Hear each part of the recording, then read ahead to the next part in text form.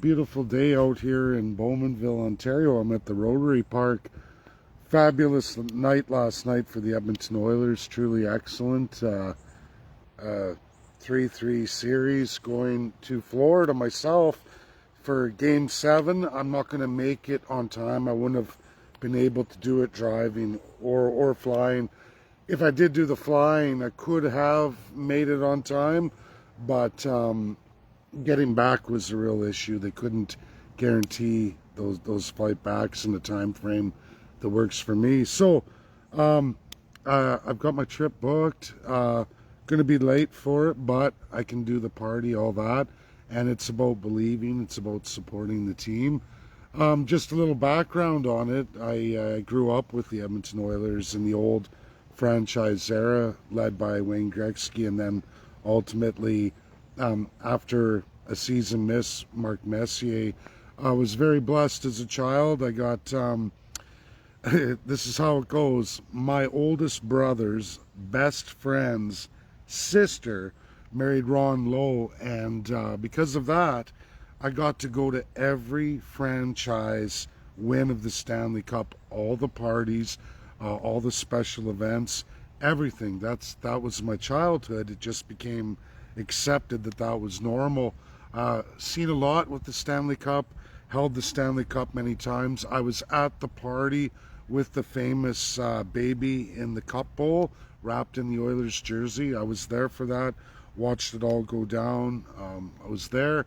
I have a picture of me lifting the Stanley Cup, cherry-faced. The funny thing about that was my friend of the time, Lloyd Cush, he had repeated a couple grades in school. My brother, my oldest, is 2.5 years older than me, so of course him and his friends, they could all lift the Stanley Cup. I mean, it's hard for a child, but that particular year I was only 10 years old, so lifting the cup, I couldn't get it up, cherry-faced. It was actually cracked on the bottom, on the black plastic ring, and I kind of hurt my hand. And you can see in the picture they tried to cut him out, but there's a hand holding that side of the cup for me to keep it in the air, and that was Mark Messier, of course. So yeah, beautiful childhood, grow up. I enjoyed all of that, and here I am, past the middle age point, and we have that chance. So yeah, I'm gonna go to work on Monday, finish some course programs I got, and then it's a flight to Florida. And if I can't get into the game, and I'm going to be late anyway, but at least I'll be there in support. I'll showcase all of that. Definitely take pictures of the beach, and if there's an Oilers after party, which there's nothing posted, I think it's taboo at this point for them. They don't want to jinx anything, and I get that. Hockey is like that. I use that myself. I think I jinxed Calgary and Dallas, and I enjoyed that. But all kidding aside, folks, now that people are logged on, I want to do this video, and it's very offensive. And I tagged a number of people: Ken Maurice, Mark O'Reilly, Jason Kamalski, and of course Canadian Heritage and the Muslim Association of Canada. There's lots going on in Canada, especially, and there's a lot of division amongst people, and Canadians are feeling the effects of high inflation, lower standard of living, housing insecurity, food insecurity, and frankly, for a lot of Canadians, they're entering energy poverty right now. And it's sad. It's sad that the Crown does this, and I want to go through it ultimately. And it's for the Post, the Canadian government that's going after the trucking company group that posted the Syria, Iraq, Canada, oh, this is what it's looking like. And I want to expose it as it really is for everybody in real, credible, deadly accurate reality here. And I'm going to go through a number of key points. So folks, we are entirely out west here, entirely and unequivocally designed from the British Empire. One of many empires, in fact, 7 colonial empires in world history that were developed from one of those. In fact, the most powerful, out of Rome. When you talk about East and West, we hear that all the time. Oh, the West believes in this, the East believes in that. And there's a big divide here that has to be made and said right now, that on the east side of it, there's the Russian Federation. On the western side of it, there's the United States of America. Those two UN states are completely, both allies of World War II, completely out of any of that empire system. And I'm going to get into what I mean by that right away. But the first acceptance of truth is to understand that those two countries are absolutely and unequivocally not in it. Not designed that way, not designed to function that way, and in fact rebelled against their systems. One from the Eastern Rome, one from the Western Rome. That's what people have to understand. It's not a secret. It's largely found in historical teachings in almost every academic institution in the highest of universities. You can get it over and over. There's unlimited amount of academic papers on these, okay? Now, we talk about British Empire. There was a French Empire. There's a Portuguese Empire. There's a Spanish Empire, and we can go on and on. And there's what's called the Ottoman Empire. Now it's gone today, folks. It fell in World War I. But nevertheless, that empire existed. That empire produced colonialism. That empire expanded no different than any of the others. This empire is of the Southeast Asian descent, specifically Middle Eastern. This is on the eastern side, along with many other European colonials. And you can see overlap of what's called Papal Bull doctrine that largely falls in with the Spanish and Portuguese. Remnants of that are found throughout the former Ottoman Empire. Not talked about again because it fell in World War I. It fell to the might of the British Empire. Folks, anyone under these systems, regardless of becoming independent of or gaining independence, generally are still colonial assets, meaning they may have a president and a prime minister, but when you really look at the designs, they've basically kept the same colonial powers defined under those title roles in those republics of what we call crown, of monarchical systems. They can still be republics, but they grant the powers of what we call a governor general here in Canada and many other monarchials to the prime minister or of the president, either or. Sometimes it's different, and then you see a use of crown. In these systems, just like the monarchies, they define their peoples as subjects. When people think, when they look at these religious groups and they start attacking, a lot of Christians do in Canada, the sad reality is when you look at, again, we're going to go back to Russia, the Russian Federation today, and the United States of America. I guess, again, the East and the West, these two countries, they're not designed that way. In fact, they don't design church under state. That's a big key here, that when we look at these empire countries, colonials, and colonial assets of even empires long gone, those governments didn't change. And in fact, those governments run by placing church under state. It happened a long time ago.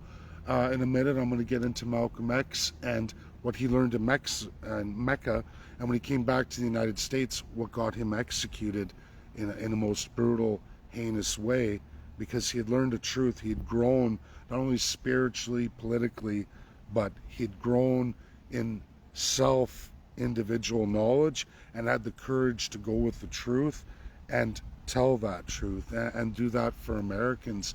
And of course, it got him killed because he wouldn't go church under state in a monarchical fashion, in a fashion of socialist fascist states, can be republics of colonial empires, and they are. They are. Um, Canada's immigration, this is what all peoples of Canada have to understand.